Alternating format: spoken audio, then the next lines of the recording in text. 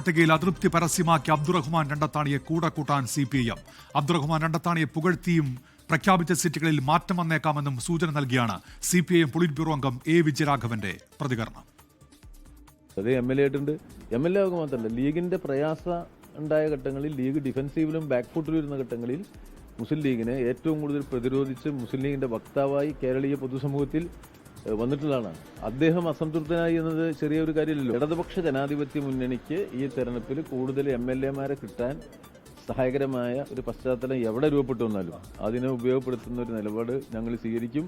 ഒരു സംശയമില്ല, ലീഗിന്റെ അല്ലെങ്കിൽ UDF-ന്റെ ജില്ലയിലെ പൊതു സ്ഥാനാർത്ഥി നിർണയത്തിൽ വന്നിട്ടുള്ള അസംതൃപ്തി ഉണ്ട്. ആ അസംതൃപ്തി ഇടതുപക്ഷത്തിന് അനുകൂലമാക്കാമോ എന്ന് നമ്മൾ പരിശോധിക്കുമല്ലോ.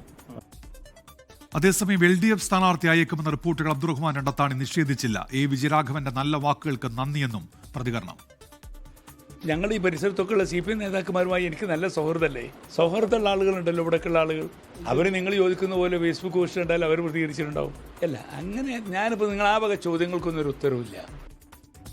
അതേസമയം അബ്ദുറഹ്മാൻ രണ്ടത്താണി ലീഗ് വിടില്ല എന്നാണ് സംസ്ഥാന ജനറൽ സെക്രട്ടറി PMA സലാമിന്റെ പ്രതികരണം. അതേസമയം താനൂരിൽ മന്ത്രി V. അബ്ദുറഹ്മാൻ മത്സരിക്കില്ല, സ്ഥാനാർത്ഥിയാകണമെങ്കിൽ മണ്ഡലം മാറ്റണം എന്നുള്ള നിലപാടിൽ അദ്ദേഹം ഉറച്ചു നിൽക്കുകയാണ്.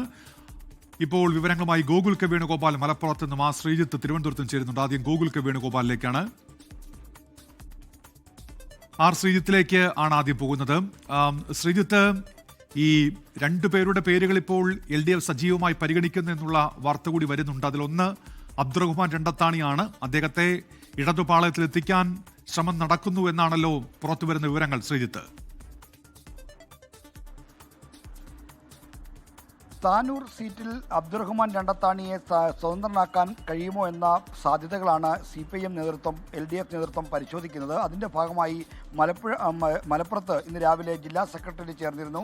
CPIM-ന്റെ പൊളിറ്റ് ബ്യൂറോ അംഗം A. വിജയരാഘവന്റെ സാന്നിധ്യത്തിൽ നടന്ന ജില്ലാ സെക്രട്ടറി യോഗത്തിലാണ് രണ്ട് മണ്ഡലങ്ങളിൽ ലീഗ് വിമതരെ, 3 മണ്ഡലങ്ങളിൽ ലീഗ് വിമതരെ സ്ഥാനാർത്ഥിയാക്കാൻ കഴിയുമോ എന്ന സാധ്യത പരിശോധിക്കുന്നത്.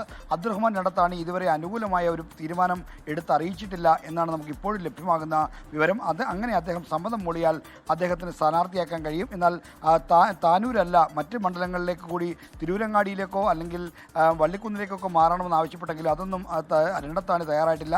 മാത്രമല്ല, തിരൂരങ്ങാടി മണ്ഡലം CPIയുടെ മണ്ഡലമാണ്. അവിടെ CPIയുടെ സംസ്ഥാന കൗൺസിൽ അംഗവും സാംസ്കാരിക പ്രവർത്തകനുമായ അജിത് കൊളാടി പ്രചരണം ആരംഭിച്ച സ്ഥാനാർത്ഥിയായി. അതുകൊണ്ട് അവിടെ ഒരു മാറ്റം ഇനി സാധ്യമാകുമെന്ന് തോന്നുന്നില്ല. അതുകൊണ്ട് തന്നെ താനൂരിൽ സമ്മതം അറിയിച്ചാൽ V. അബ്ദുറഹ്മാൻ മത്സരിക്കാൻ താല്പര്യമില്ലാതെ നിൽക്കുന്ന ഘട്ടത്തിൽ അവിടെ സ്ഥാനാർത്ഥിയാക്കാനുള്ള സാധ്യതകളാണ് തെളിഞ്ഞു വരുന്നത്.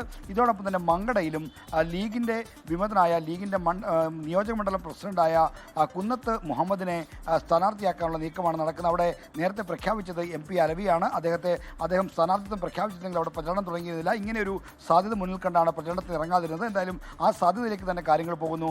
അവിടെയും ലീഗ് വിമതനെ പരീക്ഷിക്കാനുള്ള തീരുമാനമാണ് എടുത്തിരിക്കുന്നത്. ഇന്ന് വൈകുന്നേരത്തോടെ സ്ഥാനാർത്ഥി പ്രഖ്യാപനം ഉണ്ടാകുമെന്ന് പ്രതീക്ഷിക്കുന്നു. ശരി. ലോകത്തെവിടെയായാലും ഏത് സമയത്തും 24 വാർത്തകളും ഓഗ്മെന്റഡ് റിയാലിറ്റി പാക്കേജുകളും എക്സ്പ്ലെയിനറുകളും വിശദമായി കാണാൻ ഞങ്ങളുടെ YouTube ചാനൽ നിങ്ങൾക്ക് സബ്സ്ക്രൈബ് ചെയ്യാം.